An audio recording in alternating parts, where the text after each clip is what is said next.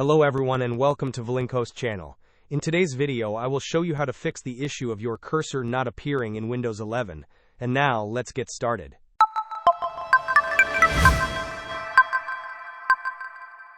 If your mouse cursor has suddenly disappeared in Windows 11, the first thing you should try is a simple settings adjustment. Begin by opening the Windows search bar and typing mouse. Select the mouse settings option from the search results. Once the mouse settings window opens, scroll down until you find the option for additional mouse options. Click on this to open the mouse properties window. Within this window, navigate to the pointer options tab. You will see an option labeled hide pointer while typing.